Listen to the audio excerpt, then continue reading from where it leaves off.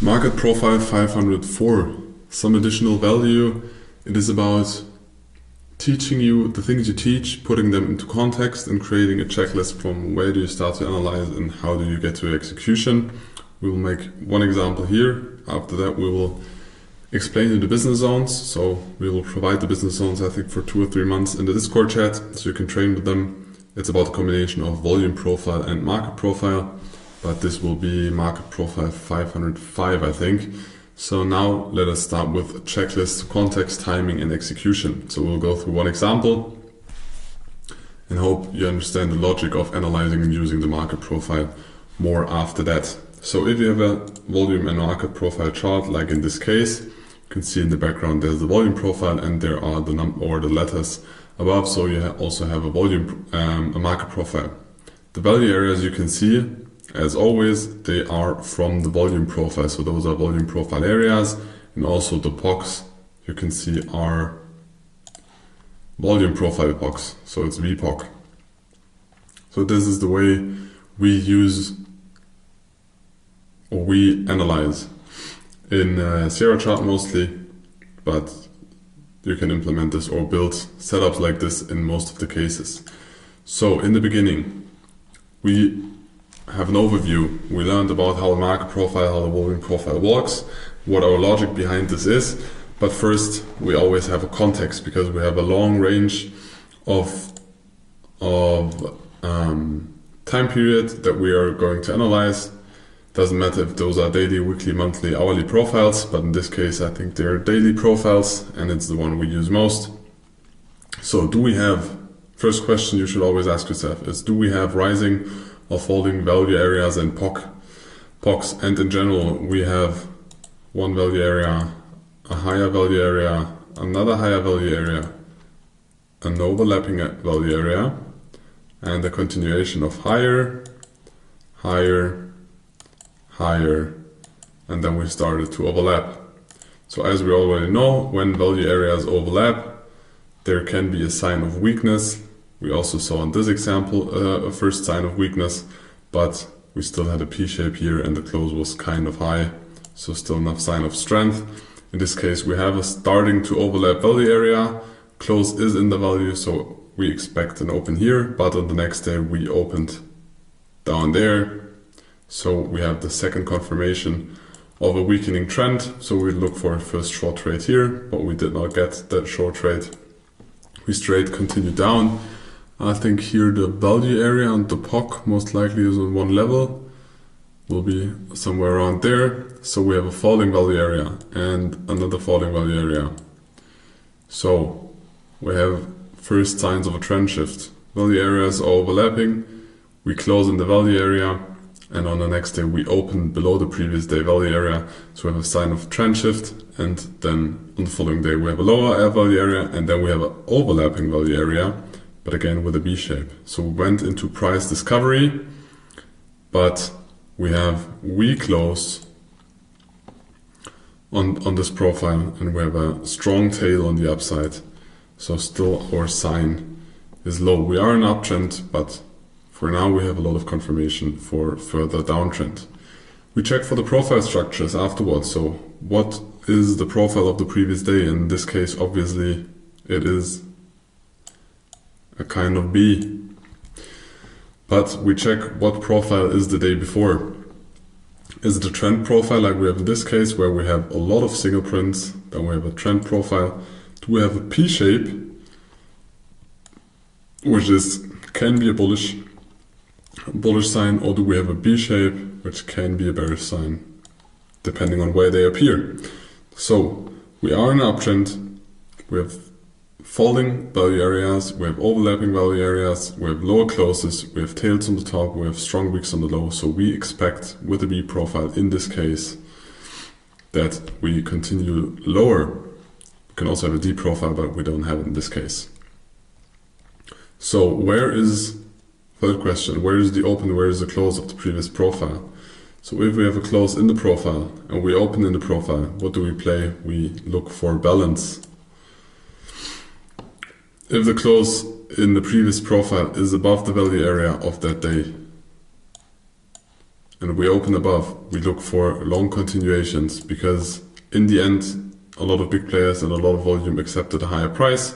The close was there, and if we open there, there's still need to act at higher prices and the acceptance of higher prices above the previous value area. So we also accept higher prices in this case. So in this case, when we have the close here, and here we have a P profile, it's not a trend profile because we have no single prints in there. Close in there depends on if we open there or there. It can also sometimes happen that we open down there, but our preferred version is because we have strength, P profile, we open the bath, we close in the value, we want to continue along. The third option is that we have the close inside the value area, the open outside of the value area, and then we are likely to, or first intend that we don't accept the previous day value. If we accept it, we again look for range trades. If we open outside, we look for a trend profile and we try to scale into the trend. Although this here is a trend profile because we have single prints in that profile and several of them.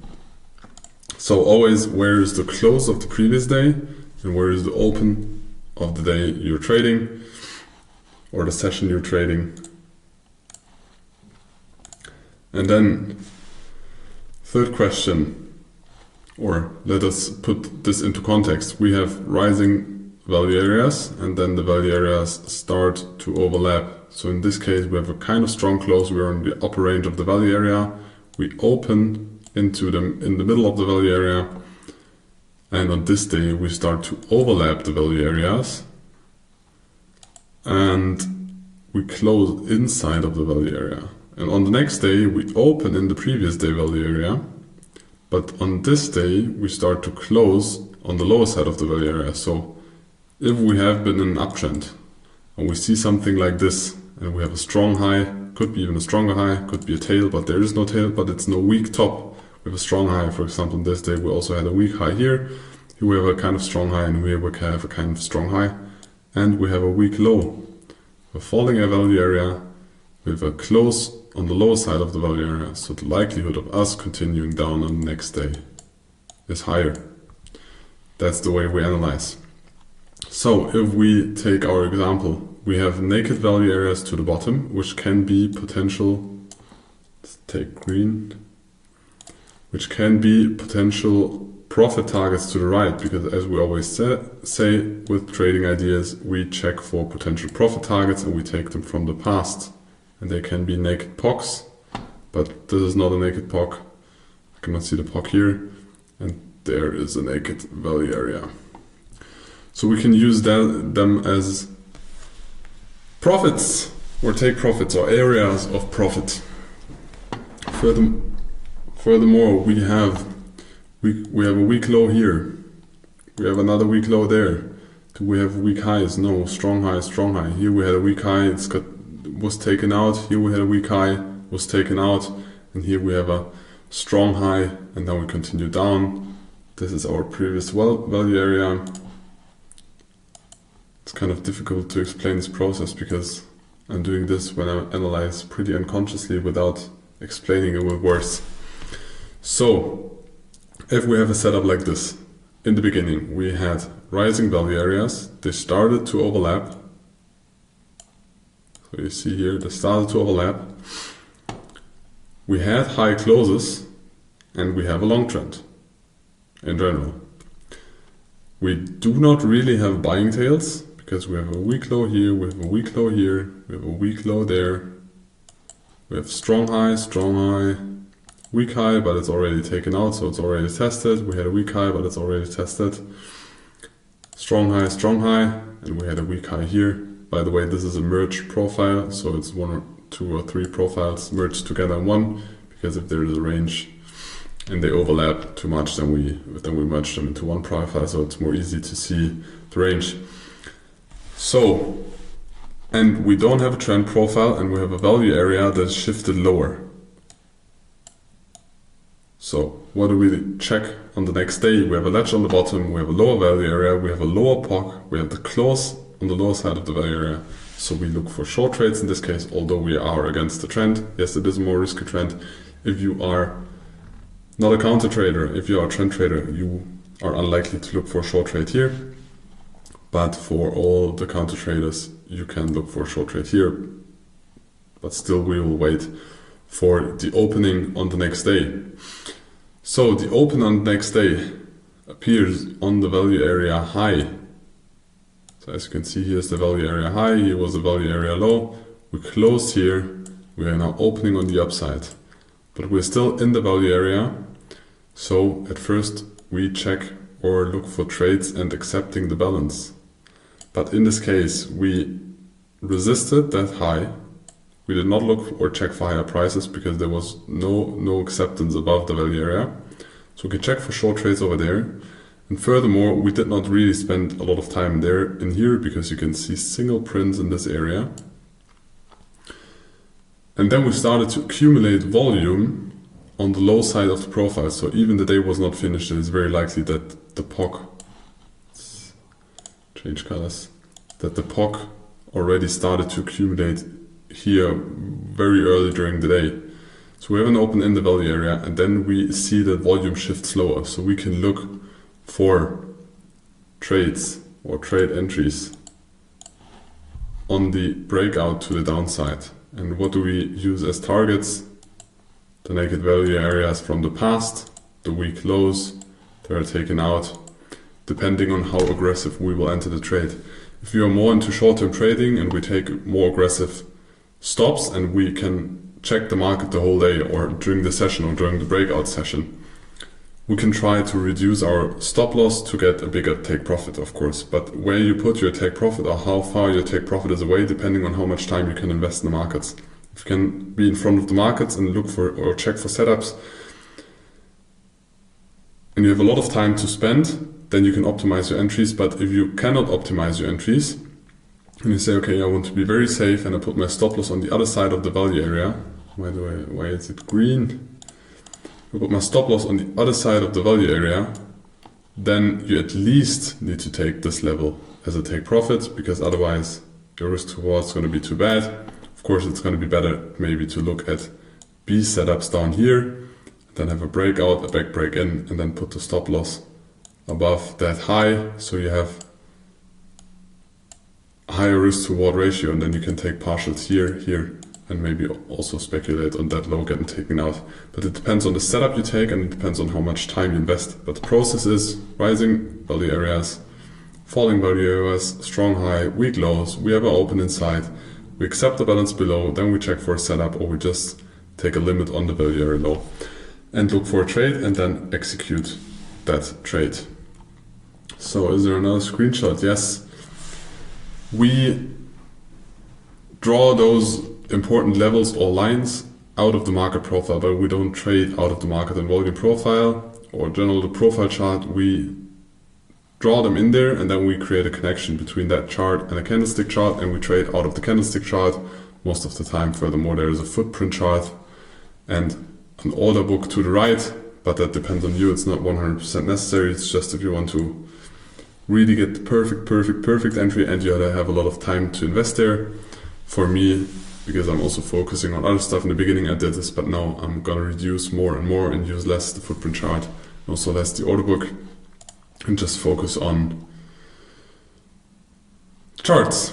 So in this case, we have an uptrend. We also saw in the rising value areas, most of the time you have an uptrend, and then we had, or volume areas have been overlapping, and then at some point we had a trend shift. So we have an uptrend, as you can see, and at some point we broke that trend. So this was the first break of trend, but the beautiful break of trend, because this was the previous high.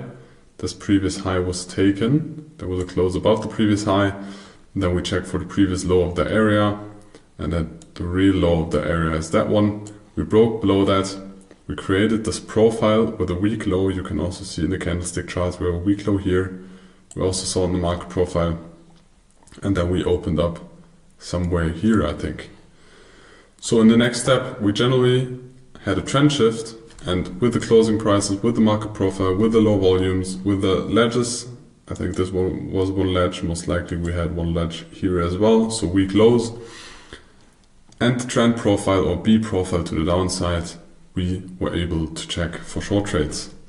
So our area of interest was at the value area high because we opened inside. We checked for a short trade here. We also see a high volume cluster here, and check for the gold down there on value area, naked value area 1, but this one was taken at that day, or value area 2, naked value area 3 or 4.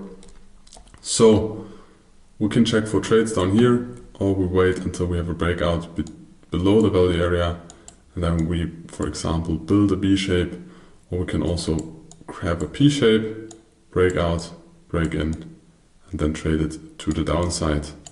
But both of them trading to the downside, like the technical setups that you have already studied and learned, and you can implement them over there. So we wait for a pullback. Either we can enter here, or we can enter at a breakout. On a lower time frame, there will be some accumulation here. Most likely there will be also a finished auction over there, and then check for the short trades that we're looking at. So I hope you now understood the process one time from A to B. So you go through the things. Do we have rising value areas? Do we have rising POCs or falling POCs, VPOCs? Do we have weak highs? Do we have weak lows? Before that, you check where is the closing price? Where is the opening price? Do the value areas overlap? Do we have a trend profile? Do we have a B profile, or do we have a D profile? And then depending on the open, and putting this into context where you are in the markets, you decide on if you look for long or short trades. Now in the next step, we will explain you business zones. Those are like value areas on steroids, because they are created with out of a combination of market profile and volume profile, and those are areas of interest we would like to trade, but this in the next chapter.